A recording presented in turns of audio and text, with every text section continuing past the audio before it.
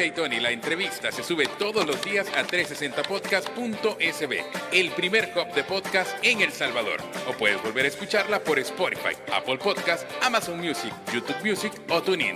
Dale clic a la campanita para que recibas la notificación. Este día en el Corre de la Mañana le damos la bienvenida a... Bueno, primero que todo queremos agradecer mucho, de verdad, mucho, que haya tomado esta entrevista el analista político Vladimir Ilich Melara, a quien tenemos ya vía Zoom desde, no sé, está en su oficina, en su estación de trabajo. Ahí veíamos como su estación de trabajo, en efecto. Vladimir, buenos días y bienvenido nuevamente a El Corre de la Mañana con Diana Verónica Ramos y este servidor. Gracias nuevamente por tomar esta entrevista. Buenos días, Vladimir. Días.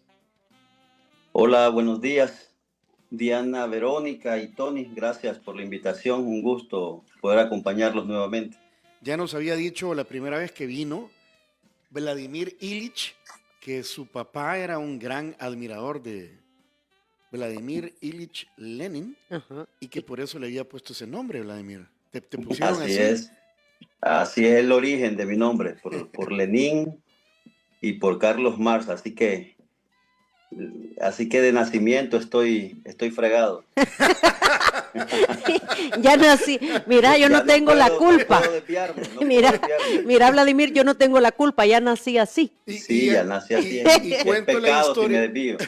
Cuento la historia que nos contaste para quienes no escucharon la entrevista en aquel entonces. Porque vaya, tú tienes un pensamiento de izquierdas, de justicia social, ese es tu pensamiento ideológico, Vladimir. Gracias, Tony. Sí, así es. Soy un hombre de izquierda, vale decir, miembro del partido FMLN, militante. No soy tan viejo, pero militante de toda la vida, desde mi juventud. Así que creo especialmente muy personal de que otro mundo es distinto.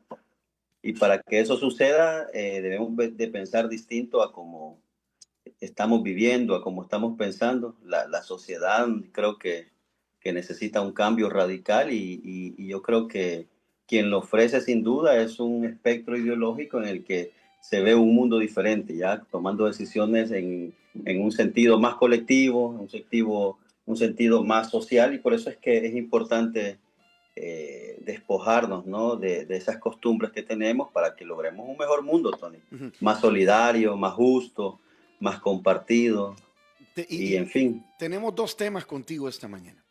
El primero es lo que acaba de pasar hace pocas horas allá en Nicaragua. Falleció padecía, dice aquí la prensa gráfica, un cuadro renal y hepático, entre otros padecimientos crónicos, Mauricio Funes, quien fue presidente de nuestro país, que estaba autoexiliado allá en Honduras. Hay que decir que fue Nicaragua, perdón. En Nicaragua, hay que decir que fue el primer presidente salvadoreño, ¿verdad? Que viene del FMLN. Del FMLN. Uh-huh. Digamos que no es cualquier persona la que falleció, tuvo incidencia en la vida de todos nosotros durante muchos años, tanto como periodista como político presidente. ¿Cómo podemos poner en contexto a Mauricio Funes? Y lo otro que te queremos preguntar es sobre el discurso de Donald Trump en su investidura. Pero comencemos con poner en contexto la figura de Mauricio Funes, que en paz descanse. Sí, gracias nuevamente. Mira, yo creo que, bueno, en lo personal y muchos amigos, muchos salvadoreños, yo creo que muchos salvadoreños hemos resentido, estamos consternados y de alguna manera tristes, ¿no? Por el fallecimiento del expresidente Mauricio Funes. Yo creo que no está de más, digamos, algunos pincelazos sobre su legado. Ustedes como colegas de él, creo que tienen, información aún más, con mucha más vivencia por el legado en su etapa como periodista. Yo creo que bueno, algunos desconocen, pero el desarrollo de él profesional como periodista durante la guerra fue excepcional. Una labor de dar a conocer en el interior y en el exterior de nuestro país todo lo que sucedía durante el conflicto armado, durante estos 12 años que vivimos, de 1980 a 1992. Y yo creo que él forjó una carrera periodística excepcional. Yo creo que rara vez se puede replicar. Quienes no recuerdan también, ¿no? A finales de los 90, inicio de los 2000, ese incisivo programa que tenía él de opinión, de un editorial que tenía televisado que siempre causaba mella en todos los ciudadanos, en el sector político, en el sector social, en el cultural, incluso. Entonces, ustedes más que nadie conocen la trayectoria como profesional periodista de Mauricio Funes. En el 2009, luego de muchas anécdotas y conversaciones, nos dicen que pues al final acepta la candidatura del FMLN en el 2000, creo que fue a final de 2007. Y todos recuerdan aquel año, una gran caravana, un gran tour que dio pues, recorrió todo el país durante un año previo a las elecciones.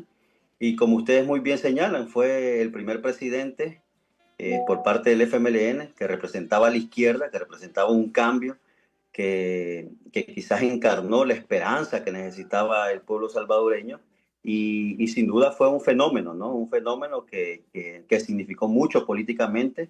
Imagínate, el FMLN, luego de tener 12 años de guerra y participar en las elecciones del 94, 97, 99, 2006 incluso, luego de la candidatura del compañero Chafik Handal también, y se logra pues la victoria de Mauricio Funes. Yo recuerdo, fíjate, una anécdota muy personal. Yo estaba destacado en el centro de votación, centro de votación que está aquí en la calle San Antonio Abad, el Albert Camus, el Albert Camus. Recuerdo la noticia al final de la noche cuando se realizó el conteo, pues se capitalizó, ¿no? La victoria, la esperanza que representaba Mauricio Funes. Yo creo que algo que puedo rescatar de su gestión política durante su quinquenio, sin duda, es que revirtió el sistema neoliberal que estaba impuesto en nuestro país con decisiones importantísimas, prácticas, es decir, decisiones que le llegaban a la población, que hacían un cambio, un giro de rumbo que llevaba el país, y eso es incuestionable. Asimismo, la postura de él que tenía con respecto a la oligarquía del país. Entonces, yo creo que el FMLN, su primer presidente, que fue Mauricio Funes, yo creo que encarnó realmente ese cambio de rumbo que el país necesitaba. Yo entiendo que incluso él y hasta el partido tengan muchos detractores. A mí siempre me gusta separar su vida personal de su vida privada, de su vida política, porque a lo mejor muchos dicen, tiene relación, puede ser, lo entiendo.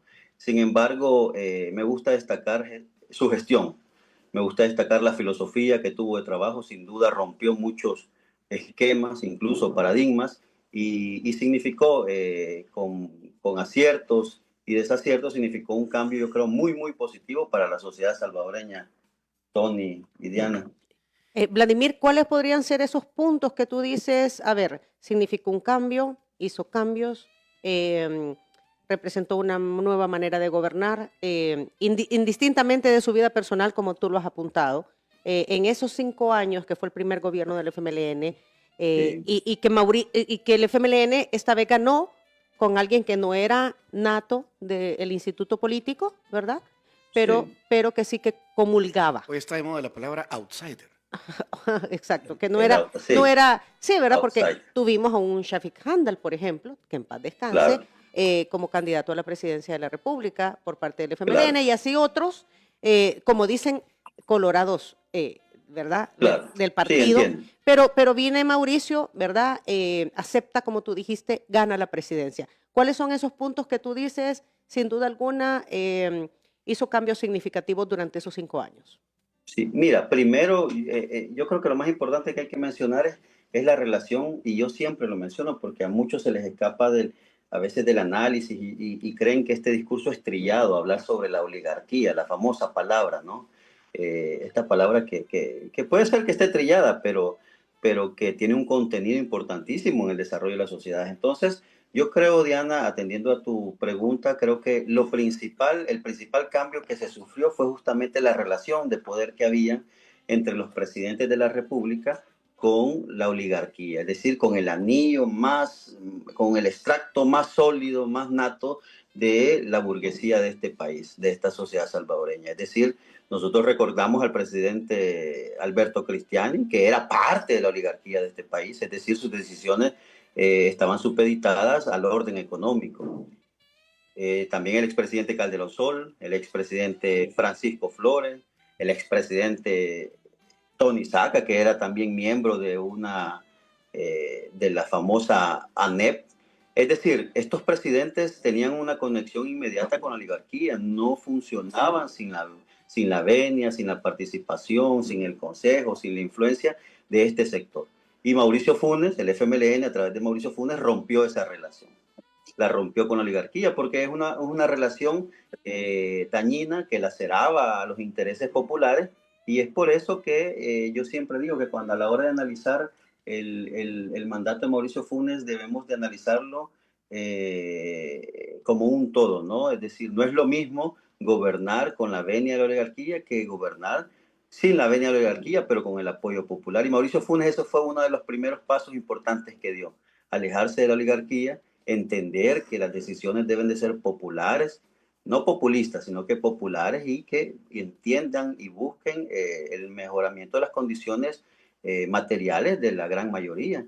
Y aquí yo quiero derivar algunas de las decisiones políticas y programas importantísimos. Quienes nos recuerdan que fue el presidente Mauricio Funes que calzó, vistió y le dio cuadernos a los estudiantes de las escuelas públicas. Fue Mauricio Funes.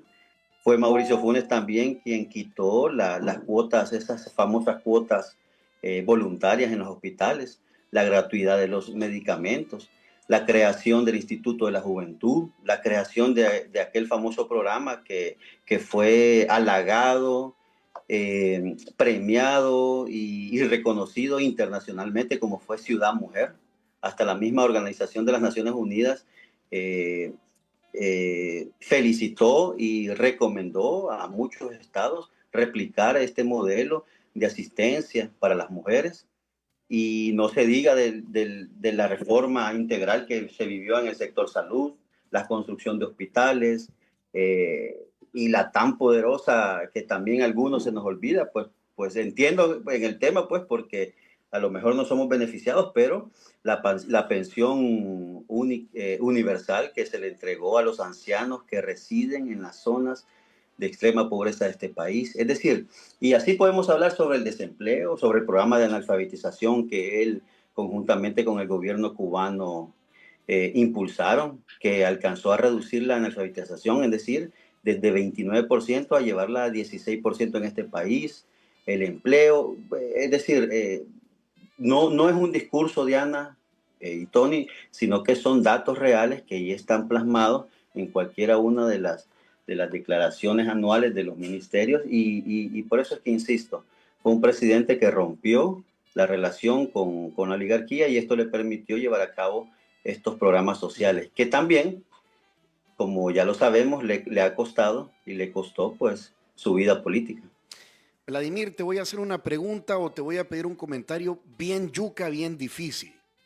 Y a propósito voy a hacer lo más duro que pueda porque hay adelante. Posiblemente oyentes están ahorita sintonizándonos pensando lo siguiente. ¿Qué están hablando de Mauricio Funes? Si Mauricio Funes fue un ladrón, se robó un montón de millones de dólares, ya fue juzgado, condenado, estaba autoexiliado porque el FMLN lo protegió, lo sacó. Su vida personal fue un desastre. Todos los que estuvieron a su alrededor han sido un montón juzgados, también condenados. Es decir, cualquiera puede pensar, no, hombre, si este señor no pasó por ahí, fue una oportunidad histórica desperdiciada, ¿vale? Porque había mucha esperanza en aquel momento. ¿Qué puedes decirle a quienes piensan de esa forma y que nos están escuchando? Sí, es entendible, es que en realidad es una narrativa que de alguna u otra manera la han impuesto, Tony. Y mira, yo no voy a defender sobre los errores del expresidente Mauricio Funes. Por supuesto que tuvo errores. Sin embargo, quiero recordarles y yo les regreso quizás, mi respuesta sería, ¿creen ustedes que el sistema de justicia en El Salvador es, es exactamente justo? ¿Es realmente como nos cuentan las cosas? Porque yo podría también replicar un discurso parecido con los gobernantes actuales, ¿verdad? Y entiendo que haya que hubo un juicio contra el expresidente. eh, Entiendo que haya sido juzgado socialmente por su vida personal, que yo le digo al inicio, en esa no me meto. Digamos que entiendo que puede ser rechazada, puede ser, pues sí, amonestada por la opinión popular, que es importante. Yo entiendo que un político debe tener una conducta integral, ¿no? Tanto fuera de la oficina como dentro de la oficina. Sin embargo, yo me quedo con su legado. Con el tema de la corrupción, ya así como lo dice el comunicado del FMLN, creo que, y esto lo voy a mencionar como único elemento para no caer, digamos, en el morbo. Ayer justamente me buscaban para hablar sobre el tema de algunos compañeros, pero para no caer en el morbo solo digo este elemento.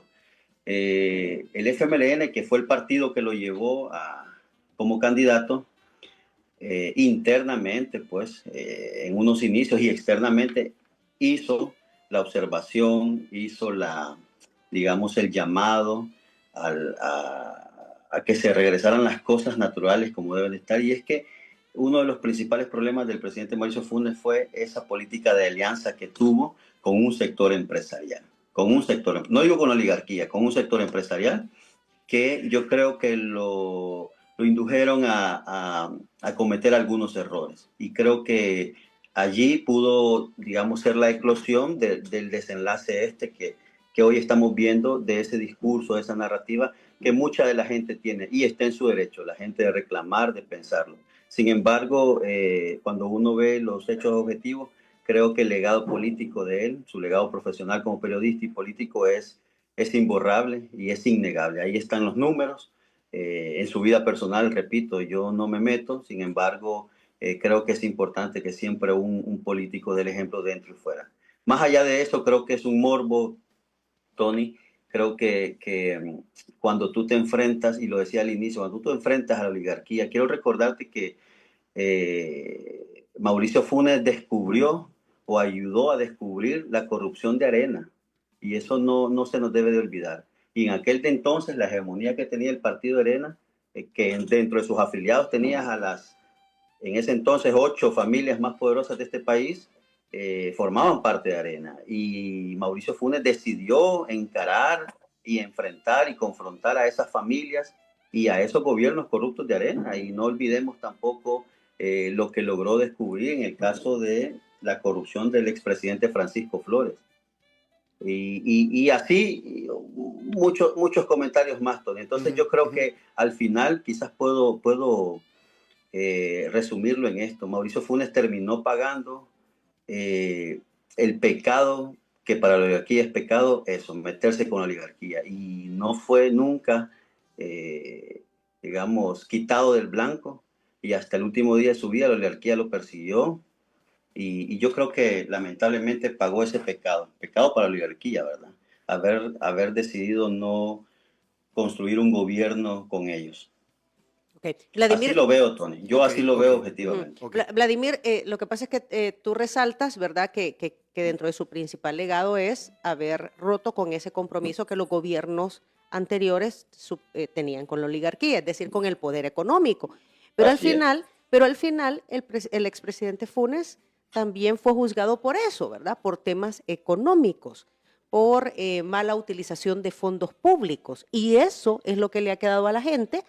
Además de eso, que no enfrentó a la justicia, sino que buscó el exilio.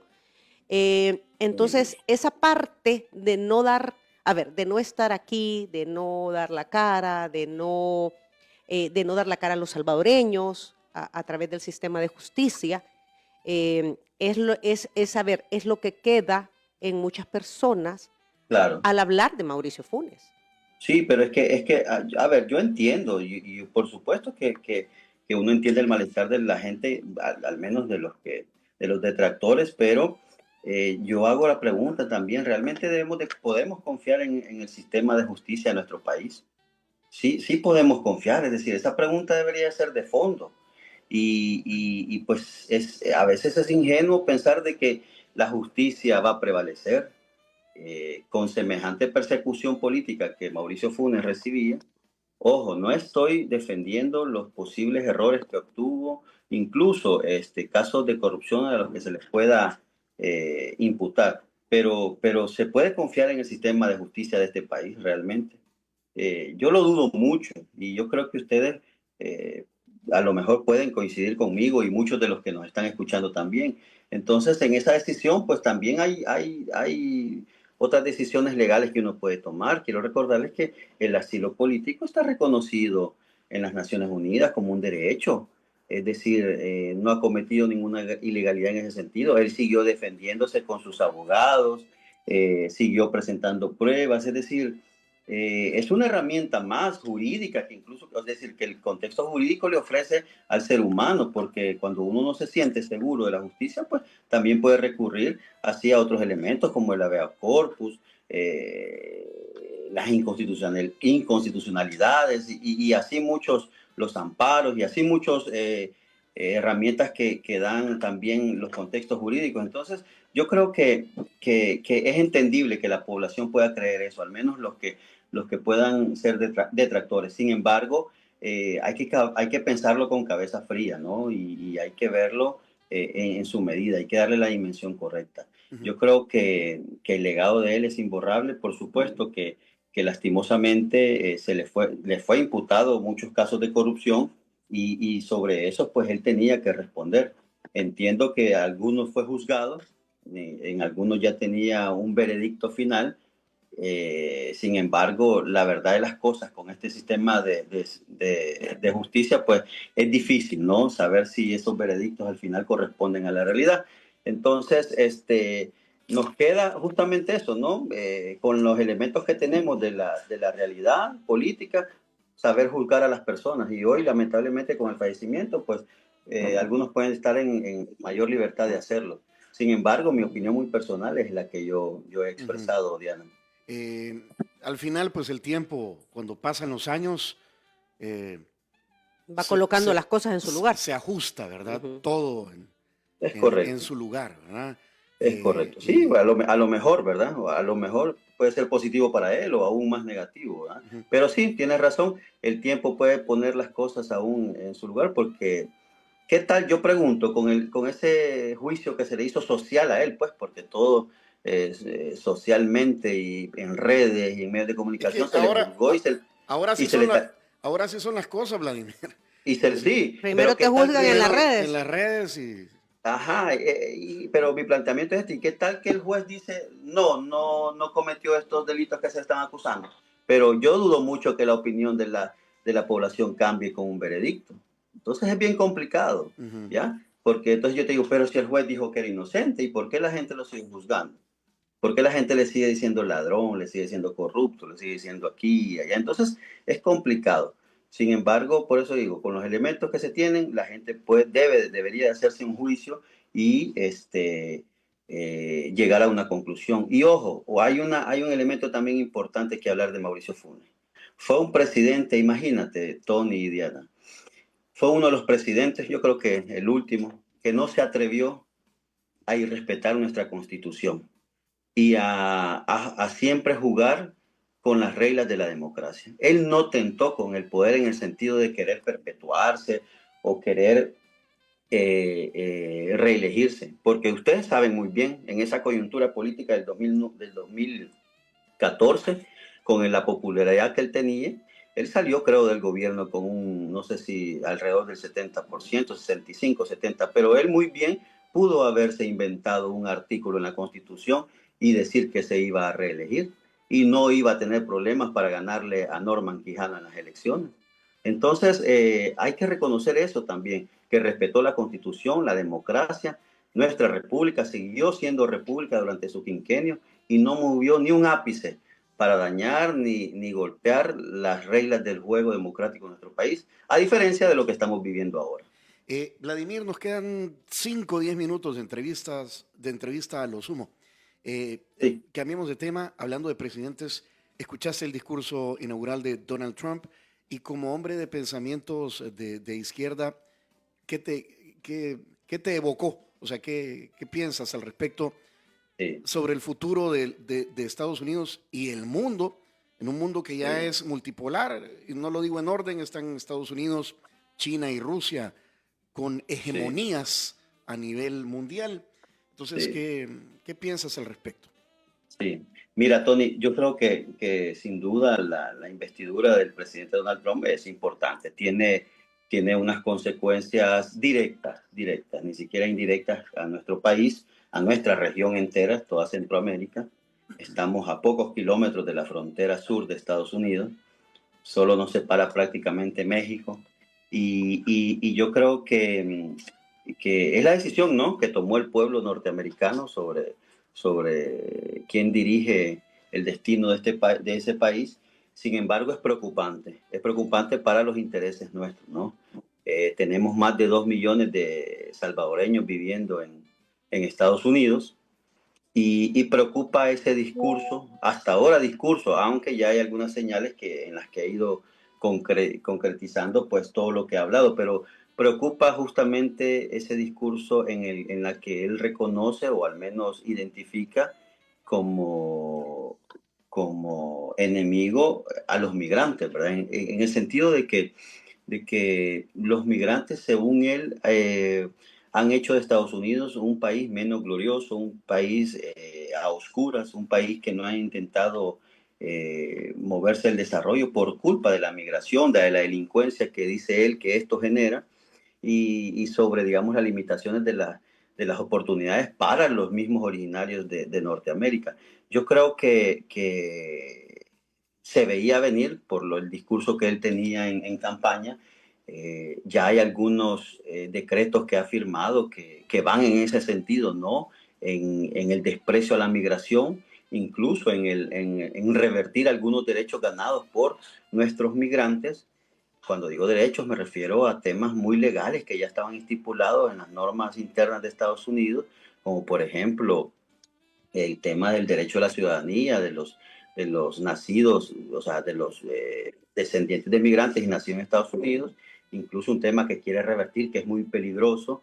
Pero sin duda, mira, Tony, yo quiero replicar o de alguna manera parafrasear una intervención que le escuché al expresidente de España, Zapatero, en donde él mencionaba que es tan peligroso y que es tan preocupante e indignante que una clase poderosa en Estados Unidos, yo no sé si ustedes lograron ver una imagen muy famosa que ha corrido en redes, ¿no? En donde está el presidente, pero están los acompañantes, donde aparecen los CEO, como dicen, de prácticamente todo el mundo digital. Digital, de la comunicación digital. De las comunicaciones, ahí está el de Facebook, correcto, está el de Amazon y todos, ¿no?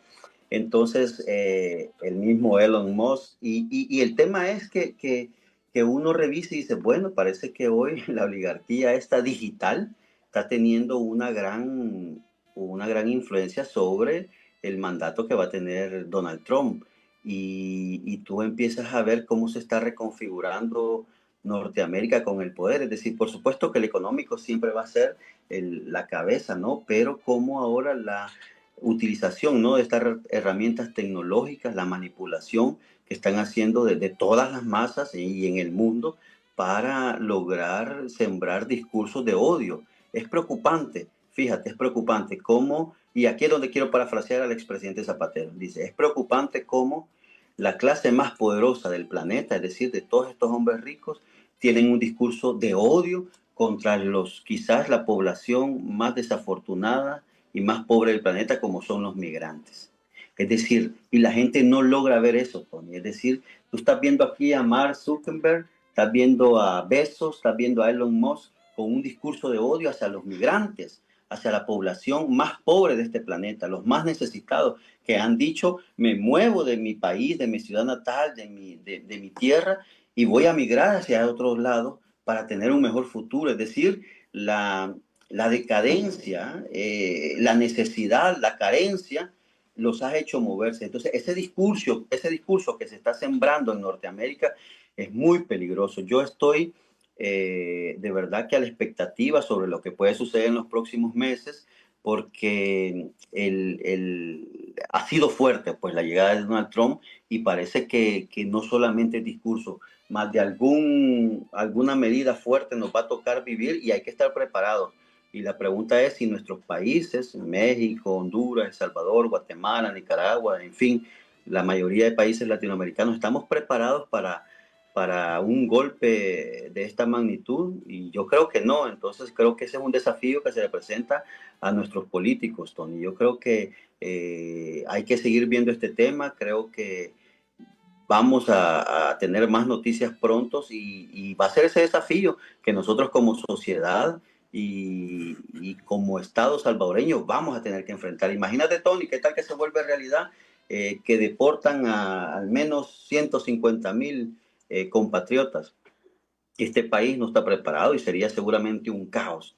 Entonces, la necesidad, la demanda que va a representar esos hombres y mujeres deportados va a significar un tremendo desafío, Tony.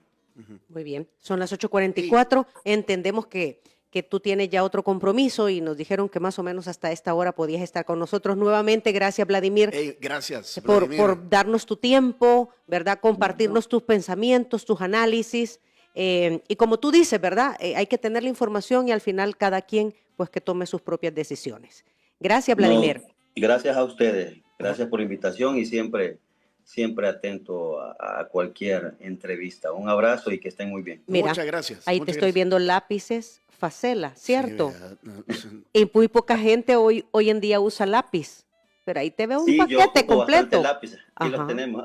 Mira, y son Facela de verdad. No, pues sí, es que me llamó la atención. Es que ya vienen con la... este es uno de mis insumos, así que tengo varios. Qué bueno, ¿verdad? Qué bueno. Es que lo bueno no pasa de moda. Sí. No. Igual que aquellos famosos lapiceros, ¿se acuerdan? Los kilométricos. De Papermate.